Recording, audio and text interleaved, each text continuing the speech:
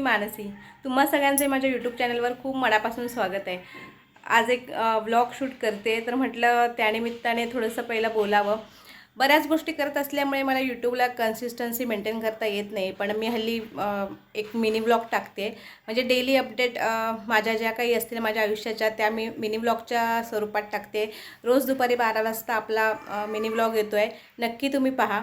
आणि अधूनमधून मी माझ्या आयुष्यातील ज्या काही गोष्टी असेल, ज्या काही मी गोष्टी करते, मग व्लॉग असो किंवा मी अदर शूटिंगला कुठे गेली किंवा ज्या गोष्टी मला समजतात, मला कळतात किंवा मी कुठे बाहेर फिरायला गेली, तर त्या गोष्टी मी नक्की तुमच्याबरोबर शेअर करत असते. माझ्या आयुष्यातील लाईफस्टाईल, माझ्या आयुष्याच्या अपडेट किंवा इतर ज्या गोष्टी ज्या मला असं वाटतं ज्या मला येतात आणि ज्या इतर लोकांपर्यंत पोचाव्या वाटतात, तर त्या गोष्टी मी यूट्यूबच्या व्हिडिओंमार्फत तुमच्याबरोबर शेअर करत असते. तुम्हाला जर माझे व्हिडिओ बघायला आवडत असतील, माझ्याशी कनेक्ट राहायला आवडत असेल, तर नक्कीच माझ्या चॅनलला सबस्क्राईब करा आणि माझे इतरही बरेच व्हिडिओ आहे चॅनलला, ते तुम्ही जाऊन नक्कीच बघू शकता. चला, आता आज एक छानसा आपण छोटासा व्लॉग शेअर करते. बरेच दिवस मी व्लॉग शेअर नाही केले. सध्या मुलांच्या एक्झाम चालू आहेत, त्याच्यामुळे मी घरीच आहे. कामं बरीच आहेत, पण मी सध्या ते काही गोष्टी करत नाही आहे, कारण मुलांच्या एक्झामकडे माझा सध्या फोकस आहे की त्यांना चांगलं त्यांच्या मागे राहावं. म्हणजे त्यांना असं एक असते ना की आईचा धाक असतो की मुलांनी अभ्यास करायला पाहिजे, वेळेत गोष्टी खायला प्यायला पाहिजे, झोपायला पाहिजे, उठायला पाहिजे. तर त्या गोष्टी करण्यासाठी मी सध्याचा वेळ आहे तो मुलांसोबत घालवते, मुलांना वेळ देते. आणि मग आहेच पुढे दिवाळी, मग साफसफाई, ह्या सगळ्या गोष्टी चालूच आहेत. तर त्याही मी व्हिडिओच्या माध्यमातून तुमच्याबरोबर शेअर करेन. चला तर मग आजचा आपण व्हिडिओ पाहूयात.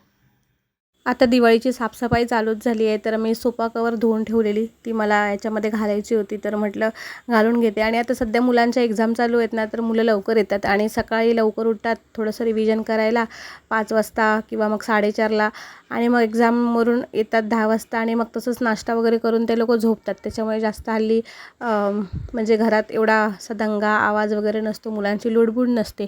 झोपून उठल्यानंतर परत ते लोक दुपारी जेवतात आणि मग परत अभ्यास करतात.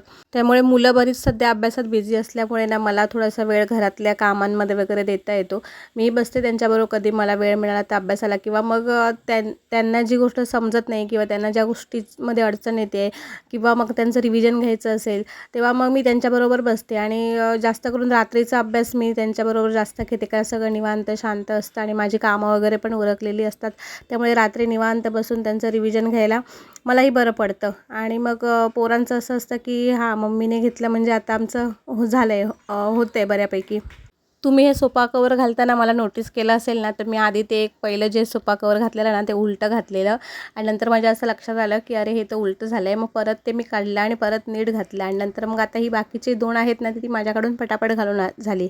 तर आपल्या आयुष्यातही काही गोष्टी आपण करताना चुकतो, धडपडतो, मग आपल्याकडून त्या वेळेवर होत नाही किंवा काहीतरी गडबड होते, पण थांबायचं नाही. त्या गोष्टी परत नव्याने करायच्या, आणि मग त्या जेव्हा आपण सेकंड टाईम करतो ना, तेव्हा ते व्यवस्थित होतात. म्हणजे जसं सोफा कवरचं आहे ना, तसं आपल्या आयुष्यातल्या प्रॉब्लेमचाही एकदा येईल प्रॉब्लेम, दुसऱ्यांदा येईल किंवा काहीतरी अडचणी येतील, पण परत परत त्या गोष्टी आपण करत राहिल्या ना, तर मग त्या अडचणी आपल्याला अगदी सोप्या होऊन जातील, किंवा मग त्या तेवढ्याशा आपल्याला अवघड वाटणार नाही. तर इकडे मला आज ना खिचडी भात करायची होती, त्याच्यामुळे बेसिक असं तयारी केली. कांदा, मिरची, कढीपत्ता, कोथिंबीर सगळं आधी प्रिपरेशन करून ठेवलं. नंतर मला खिचडी भात लावायचा होता, कारण दुपारच्या जेवणाला सकाळी मुलं नाश्ता करून झोपली ना, की तेवढं दुपारच्या जेवणाचं काही हेवी असं जेवण नसतं. सकाळचा नाश्ता पोटभर झाला ना, तर दुपारचं तेवढं जेवणाचं असं काही एवढं वाटत नाही. आणि मला आज कामं पण बरीच होती. मी सकाळचं नाश्त्याची भांडी वगैरे अशीच पडलेली, म्हटलं आता दुपारी डायरेक्ट जेवून झाल्यानंतर घासते. आणि नाश्ता पण आज लेटच झालेला, कारण मुलं येईपर्यंत 10 10:30 होतात, आणि मग नाश्ता होईपर्यंत 11 11:30 होतो. त्याच्यामुळे मग जेवायचं किती वाजता हाही विचार असतो. आणि मग माझ्याकडून थोडी थोडी जी बेसिक कामं असतात ना, कधी काही घरातलं सामान वगैरे संपलं असेल तर ते आणलेलं असेल तर भरून ठेवणं, किंवा मग बाकीचे काही डबे वगैरे काढून साफ करायचे असतील तर त्या गोष्टी करणं, ह्याच्यात कधी दिवस निघून जातो ना, ते समजतच नाही. आणि मी एकत्र असा पसारा सगळा काढत बसत नाही, कारण एकत्र काढायला गेलं ना तर खूप थकायला होतं. म्हणून ज्या ज्या गोष्टी ज्या त्या वेळेला करून मोकळी होते. हे मेथीदाणे आणि कलोंजी हे मी आणून ठेवलं आहे. मला ह्याचा एक हेअर ऑइल बनवायचं आहे, आहे आणि हेअर मास्कही बनवायचं आहे. जेव्हा बनवेन तेव्हा तुमच्याबरोबर नक्की शेअर करेन. सध्या प्रचंड उन्हाळा जाणवतो आहे मुंबईमध्ये. मे महिना नाही आहे तरी पण ऑक्टोबर हीट जाणवते आणि मग थोडंसं असं थंड प्यावं किंवा कोकम सरबत, लिंबू सरबत असं प्यावं वाटतं. माझ्याकडे कोकम सरबत असतंच नेहमी आणलेलं. गावाला जाते तेव्हा घेऊन येते आणि हे विकतचं आहे. आमच्या गावी आम्ही करतोही, पण आता तेवढासा वेळ कोणाला मिळत नाही करायला, म्हणून मी हे कॅन घेऊन आलेली विकत बाजारातून. ते कोकम सरबतमध्ये मी थोडंसं सेंधव नमक टाकलं आणि थोडीशी साखर टाकते. ॲक्च्युली ह्या जे आपण रेडीमेड घेतो ना त्याच्यामध्ये मीठ आणि साखर दोन्ही असतं, पण ते तेवढंसं इफेक्टिव्ह नसतं. त्याच्यामुळे थोडंसं अजून त्याच्यामध्ये ॲडिशनल टाकलं ना तर त्याची चव अजून खूप छान होते. आणि हे मी केलं आहे ना तर मला वाटतं त्याच्यामध्ये थोडंसं कोकम सरबतचं जे सिरप टाकलं आहे थोडंसं कमी झालं आहे असं वाटतं आहे मला ते बघूनच. मग त्याच्यानंतर मी टेस्ट केली आणि परत त्याच्यामध्ये थोडंसं ॲड केलं, कारण कोकम सरबत थोडंसं आंबटच प्यायला बरं वाटतं.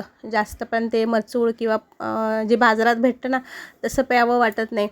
ह्या गरमीमध्ये ना कोकम सरबत, लिंबू सरबत किंवा मग सब्जा टाकलेलं पाणी अशा बऱ्याच गोष्टी प्याव्या वाटतात. कारण सध्या ऑक्टोबर हीट बरीच जाणवते आणि त्याच्यामुळे गरमीही प्रचंड आहे. आणि मला वाटतं मुंबईचं वातावरण दमट असल्यामुळे ना जास्तच गरमी जाणवते.